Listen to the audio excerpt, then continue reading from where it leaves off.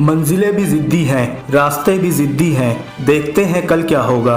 हौसले भी ज़िद्दी हैं। बार बार कोशिश करके और हर बार फेलियर फेस करने के बाद अगर आप भी अपनी ज़िंदगी से हार चुके हैं तो आज इस वीडियो में मैं 4 ऐसी स्टोरी सुनाने वाला हूँ जिसको सुनने के बाद आपका कॉन्फिडेंस लेवल बहुत बढ़ जाएगा।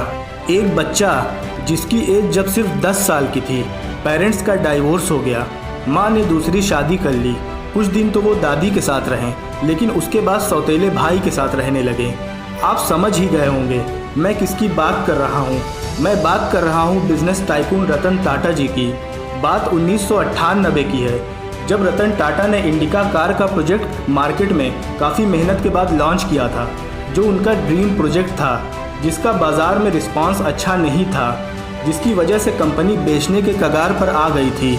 जिसका प्रपोजल लेके टाटा जी फोर्ड कंपनी के मालिक बिल फोर्ड के पास गए, जिसका हेडक्वार्टर अमेरिका में है। बिल फोर्ड और रतन टाटा जी के बीच 3 घंटे तक मीटिंग चली, जिसमें बिल फोर्ड ने टाटा जी से कुछ ऐसा बोल दिया जिसकी वजह से रतन टाटा जी जिद में आ गए। वो सेंटेंस क्या था, जब तुम्हें इस कंपनी के बारे में इतनी जानकारी नहीं है तो तुमने इस कार को लॉन्च करने में इतना पैसा क्यों लगाया? हम तुम्हारी कंपनी को खरीद कर बस तुम पर एहसान कर रहे हैं। ये बात रतन टाटा जी के दिल पर लग गई, जिसकी वजह से उनकी रातों की नींद गायब हो गई और वो डील कैंसिल करके वापस इंडिया चले आए। लेकिन बिल फोर्ड की बातों को वो भुला नहीं पा रहे थे। मन ही मन में सोच रहे थे, बिल फोर्ड से बदला लूँगा।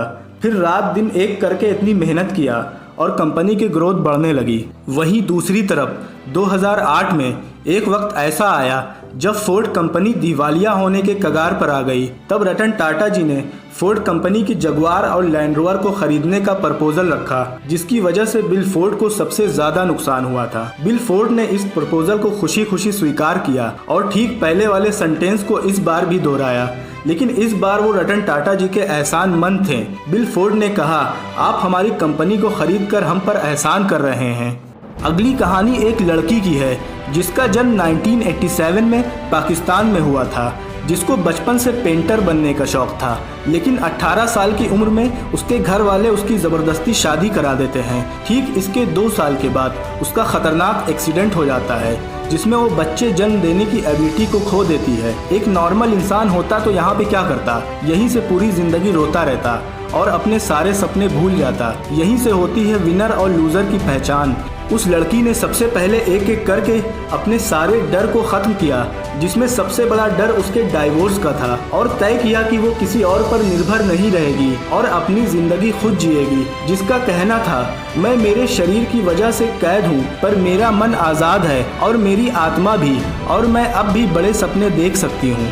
आप समझ ही गए होंगे मैं किसकी बात कर रहा हूँ। मैं बात कर रहा हूँ आयरन लेडी मुनीबा मज़ारी की। बाद में उन्होंने एक एक करके अपने सारे सपने पूरे किए। आज वो एक motivational speaker, singer, activist, UN में पाकिस्तान की नेशनल एम्बेसडर, यहाँ तक कि फोर्ब्स पत्रिका ने उन्हें 30 साल से कम उम्र की 30 लोगों की लिस्ट में शुमार किया। अगली कहानी है अब्राहम लिंकन की। बचपन में जिन्हें जमीनी विवाद की वजह से घर छोड़कर जंगल में जाकर बसना पड़ा। घर की आर्थिक स्थिति इतनी खराब थी कि पिता की मदद के लिए वो खेतों में काम करते थे। वो सिर्फ 9 साल के थे तब उनकी मां की मृत्यु हो गई। उस वक्त अमेरिका में दास प्रथा अपने चरम पर थी, जिससे उन्हें बहुत नफरत थी, जिसको खत्म करने के लिए उन्होंने राजनीति में आने का सोचा और विधायक का चुनाव लड़ा, जिसमें उन्हें करारी हार मिली।